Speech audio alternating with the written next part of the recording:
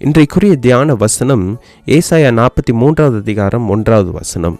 இப்போதும் யாக்கோபே, உன்னை சிருஷ்டித்தவரும் இஸ்ரவேலே உன்னை உருவாக்கினவரும் ஆகிய கர்த்தர் சொல்லுகிறதாவது, பயப்படாதே, உன்னை மீட்டு கொண்டேன், உன்னை பேர் சொல்லி அழைத்தேன், நீ என்னுடையவன்.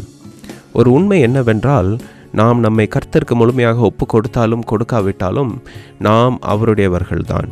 சிருஷ்டிப்பினாலும் மீட்பினாலும் நாம் அவருக்கு சொந்தமானவர்கள்தான். நாம் மட்டுமன்றி நம்மிடம் ஒப்படைக்கப்பட்டதும் கர்த்தருடையதுதான். நமது நேரம், பணம் மற்றும் தாளந்துகள் என அனைத்தும் அவருடையது.